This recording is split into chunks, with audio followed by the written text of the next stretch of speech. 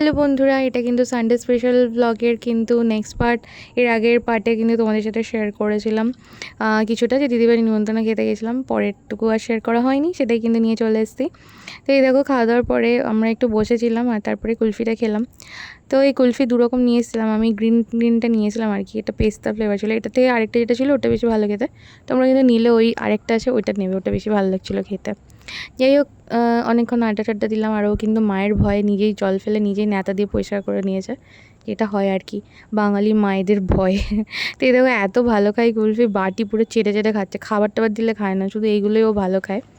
এরপর কিন্তু আমি দিদিবাড়িতেই ছিলাম সন্ধ্যা অবধি। আর এখানে দেখো, ওকে আমি গুছই করছি। তোমরা কি বলো আমি এটা জানি না, আমি ওটাই বলি। এখন হচ্ছে সন্ধে 7টা বেজে গেছে, আমি এখনো যাইনি, এখানেই আছি। তো বুঝতেই পারছো, এখন এখানে বসে আছি।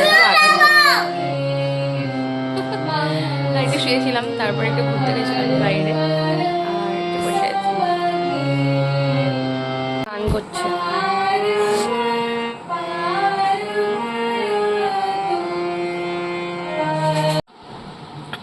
কি দিলি ওটা? বিস্কুট খেকো। তো এখন প্রায় 7:30 বাজতে যায়, আর আমি দেখো চলে যাচ্ছি বাড়ি। ছোটোটা খুব আসতে চেয়েছিল, কিন্তু ওকে আনিনি, ওর মা বারণ করলো। তো চলো বাড়ির দিকে যাই, চা খাওয়া হয়ে গেছে। আমি দিদিবাড়ি থেকে এসে দেখলাম মা তখনও ঘুমাচ্ছে, আর আমার বর আর ভাই ওরা চলে এসছে। তাই ওদের জন্য দেখো চা করে দিলাম আমি। আর আজকে এই ভিডিওটাতে অলরেডি টাইটেল আর থাম্বনেল দেখে তোমরা বুঝতেই পেরেছো আজকে এটা স্পেশাল দেখাবো, সেটা হচ্ছে চিকেন তন্দুরি।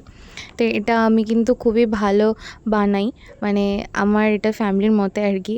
এটা আমি আগে যখন আমরা কোয়ার্টারে থাকতাম প্রচুর বানাতাম। তো অনেক দিন হয়ে গেছে এই বাড়িতে আসার পর থেকে আমি এটা বানাইনি।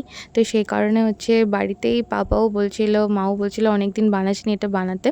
তো ওরা কিন্তু দেখো চিকেনের যে হচ্ছে লেগ পিস, ব্রেস্ট পিস সব কিনে এনে সমস্ত রকম মশলা দিয়ে, পেঁয়াজ বাদ দিয়ে কিন্তু আদা, রসুন, লঙ্কা, জিরে, ধনে, আর হচ্ছে তন্দুরি মশলা, হ্যাঁ, আর হচ্ছে যেরকম হয় নুন, লঙ্কা গুঁড়ো টুড়ো, আর হচ্ছে লেবু, সব কিছু দিয়ে কিন্তু এটা ম্যারিনেট করে রেখে দিয়েছিলো। আর মাংসের গায়ে কিন্তু এরকম কাট লাগিয়ে দিয়েছিলো যাতে মশলাটা ভালোভাবে ঢোকে।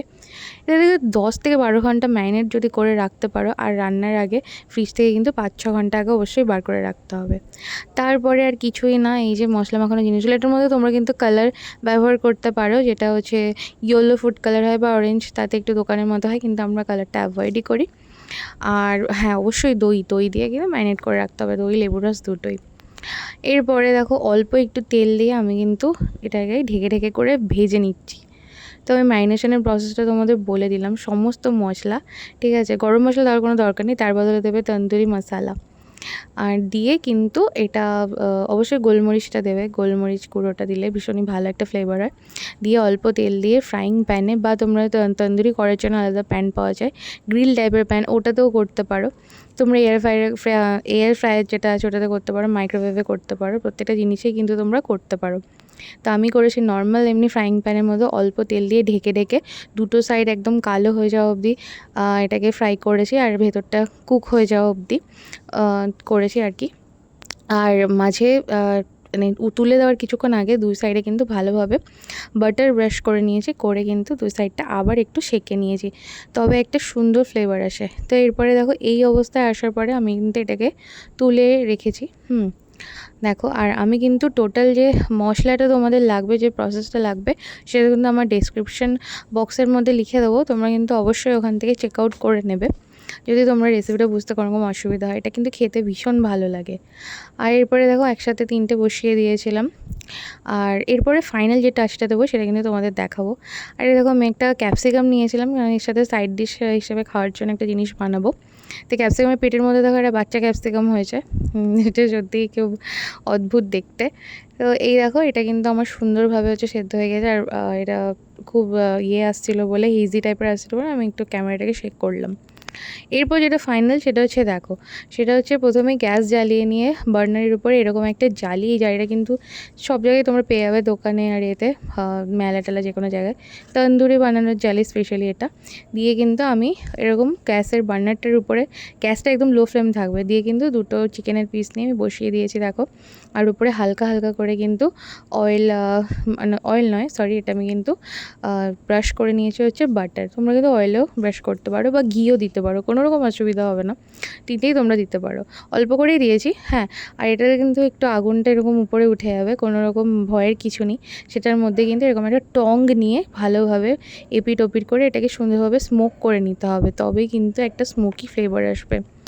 কারণ আমরা তো এটা পুরোটা একদম পুড়িয়ে করিনি, দোকানের মতো যেরকম কয়লার আঁচে করে, আমরা তো এটা প্যানে করেছি। সে কারণে এটার মধ্যে এই ফ্লেভারটা আনার জন্য কিন্তু এই স্টেপটা সবথেকে ইম্পর্ট্যান্ট স্টেপ, এটা অবশ্যই করবে। হ্যাঁ, বেশিক্ষণ কিন্তু আবার করো না, তাহলে কিন্তু পুড়ে কাঠকয়লা হয়ে যাবে, হালকা করেই করো। তো এই দেখো ফাইনালি আমার এটা ডান হয়ে গিয়েছে। আর কত সুন্দর দোকানের মতো দেখতে হয়ে যায়, দোকানের থেকে বেটার হয় এটা, আর খুব জুসি হয়। তো এই দেখো এটা আমার ফাইনাল যেটা আমি করছিলাম, এটা লাস্ট, এটা হচ্ছে লাস্ট আমি করছি। তো সেম সমস্ত কিন্তু আমি প্রসেস কিন্তু ডেসক্রিপশন বক্সের মধ্যে অবশ্যই লিখে দেবো, আর তোমরা কিন্তু চেক আউট করো। আর এটার সাথে খাওয়ার জন্য দেখো আমি ক্যাপসিকাম আর পেঁয়াজ, লঙ্কা সবটাকে সুন্দরভাবে কেটে নিয়ে ওই সেম মশলার মধ্যে, মশলা যেমন বলে লাগানো ছিল সেটার সাথে ভালোভাবে মুছে কিন্তু আমি ভেজে নিয়েছি হালকা। ওই প্যানের মধ্যে কোনো তেল দিইনি, যে তেলটা বেরিয়েছিলো চিকেন থেকে সেটার মধ্যেই ভেজে নিয়েছি, আর উপর থেকে সার্ভ করে দিয়েছে। দেখো কত সুন্দর হয়েছে। এটা কিন্তু প্রচণ্ড জুসি হয়, অবশ্যই ম্যারিনেটটা 12 ঘন্টা তো মিনিমাম করবেই, তারও বেশি করলে ভালো, তাহলে কিন্তু চিকেনটা খুবই সফট, জুসি আর টেন্ডার হয়। তো এই যে আমি সার্ভ করে দিয়েছি, সত্যি বলছি এটা কিন্তু প্রচণ্ড ভালো খেতে হয়েছিলো, মানে সবাই বলেছে। এখানে দেখো বাবা আমাদের গাছেরই এগুলো ডাটা, কি বলে মধু ডাটা না মধুকাঠি ডাটা, তো খুব সুন্দর খেতে হয় এগুলো একটু ছাড়িয়ে পরিষ্কার করে রাখছিলাম। আর আমাদের রান্নাটা হয়ে গিয়েছে, আর এর সাথে আমরা কিন্তু খাচ্ছি হচ্ছে নরম নরম পরোটা। তোমরা কিন্তু এটা খেতে পারবে ফ্রাইড রাইস দিয়ে, পোলাও দিয়ে, সবই খেতে পারবে, কোনো রকম হার্ব রাইস সব কিছু দিয়ে কিন্তু খেতে পারবে। তো খাওয়া দাওয়া শেষ করে আমরা খেলাম সেই বিখ্যাত দোকানের দই, আর দই খেলে তো চলেই আসে ছুঁচোটা। কালকে দই খাইছি, আজকে দেবো না তোরে। তো এরপর খাওয়া দাওয়া শেষ করে আমি কিন্তু একটা বাবলস ফোলাচ্ছিলাম, তো অনেক দিন পরে আমি এই বাবলসের কোটাটা দেখতে পেলাম। আর্ধেকটা তো পরেই শেষ হয়ে গিয়েছে, এটা আমি কিনেছিলাম গত বছর রথের মেলা থেকে, মধ্যমগ্রাম থেকে। তো তারপরে ফোলানো হয়নি, 1-2বার ফুলিয়েছিলাম, তারপরে রেখে দিয়েছি, সবই শেষ হয়ে গিয়েছে পড়ে পড়ে। তো যাই হোক অল্প ছিল তাই ফোলাচ্ছিলাম একটু, জাস্ট মানে ফান করছিলাম, আমার খুব ভালো লাগে ওই জন্য। তো রবিবারের দিনটা আমার এভাবেই কেটে গেল। আর সত্যি ডিনারটা খুবই ভালো হয়েছিল। তোমরা কিন্তু ওভাবে রান্না করে অবশ্যই আমাকে জানিও যে কেমন লাগলো। আশা করি তোমাদের অনেক বেশি ভালো লাগবে, দোকানের থেকেও অনেক বেশি টেস্ট হয়, কারণ অনেক জুসি আর টেন্ডার হয় ব্যাপারটা। তো চলো, এই ছিল আজকের ব্লগটা, ভালো লাগলে জানিও, টাটা।